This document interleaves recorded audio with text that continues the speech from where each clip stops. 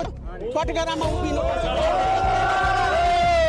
म अघिल्लो सरकारलाई दोष दिने पक्षमा पनि छैन, म आलोचना गर्ने पक्षमा पनि छैन। मलाई जे दिएको छ म त्यही काम गर्ने हो। जब अन्तरिम सरकारको प्रधानमन्त्री सुशीला कार्कीलाई बनाइयो, सबैको मनमा जिज्ञासा जागेको कुरा हो, सुशीला कार्की नै किन त? यत्रो प्रोटेस्ट भइसकेपछि किन जेनजीलाई मात्रै कसैलाई किन बनाइएन र उनको सरकारले अहिलेसम्म के निर्णय र कदम उठाएको छ? अबको सबैको ध्यान यो प्रश्नमा छ कि के उनी आगामी चुनाव गराउन सफलता हासिल गर्छन् कि गर्दैनन् भन्ने पनि छ। र आजको यो भिडियोमा हामी यी 3 मुख्य प्रश्नको सवाल खोज्ने कोसिस गर्नेछौँ। साथै नेपालको सम्भावित राजनीतिक परिदृश्यमा रहेर यसको सम्भावित प्रभाव बुझ्ने प्रयास पनि गर्ने नै छौँ।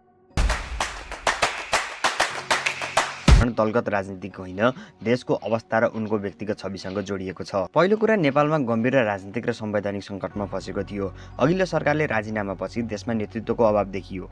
यस्तो अवस्थामा दलहरूबीच सहमति नसक्ने अवस्था भएपछि एक दलीय विश्वसनीय व्यक्तिको नै आवश्यकता पर्ने थियो। पूर्व प्रधान न्यायाधीशका रूपमा सुशीला कार्कीले आफ्नो कार्यालयमा राजनीतिक दबावका बावजुद पनि निर्णय लिएकी थिइन्।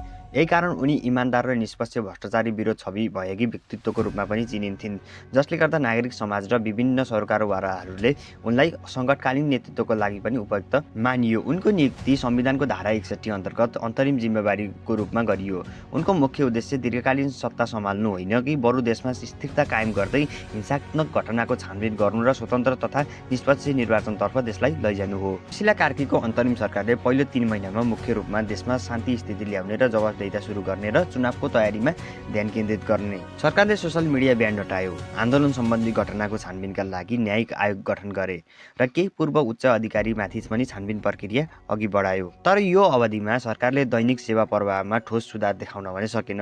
रोजगारी वा महँगी जस्ता आर्थिक समस्यामा ठूलो हस्तक्षेप गर्न सकेनन्। राजनीतिक आलोचना पनि जारी नै रहिरह्यो। द बिगेस्ट क्वेसन इज, न्यायिक छानबिन आखिर कहाँसम्म पुगेको त? जनवरी 2026 न्यायाधीश गौरी बहादुर कार्कीसँगको नेतृत्व उच्च स्तरीय न्यायिक छानबिन आयोग अन्तिम चरणमा पुगेको छ र यसको अन्तिम प्रतिवेदन यही जनवरी 24 भित्र बुझाइने तयारी भइरहेको छ। आयोगले सेप्टेम्बर 8 र 9 को घटना सम्बन्धी छानबिनका क्रममा पूर्व प्रधानमन्त्री केपी शर्मा ओलीसँग लिखित बयान लिइसकेको छ भने शेरबहादुर देउवा र पुष्पकमल दाहालसँग पनि लिखित स्पष्टीकरण मागिरहेको छ र यसका साथै नेपाली सेना, प्रहरी, गृह प्रशासनका शीर्ष अधिकारीहरूको बयान प्रक्रिया पनि पुनः भइसकेको छ।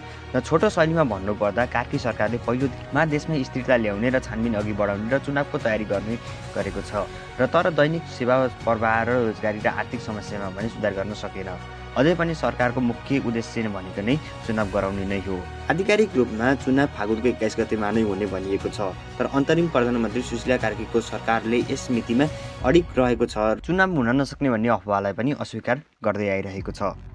उनले पदभार ग्रहण गर्नु अघि मेरो नाम सडकबाट आएको हो भनी आफूलाई जनताको सहयोगी भनेर प्रस्तुत गरिन्। भ्रष्टाचार अन्त्य र राम्रो प्रशासनको प्रतिज्ञा दिइन् र घाइते प्रदर्शनकारीहरूलाई भेटिन् र आन्दोलनको नाममा ज्यान गुमाएकाहरूलाई सहित घोषणा गरिन्। तर यद्यपि उनका केही योजनाहरू पूरा गर्न भने सकिनन् र जेनजी आन्दोलनको तीव्रता र दबावले नै सरकारको कामलाई चुनौती बनाइरहेको छ।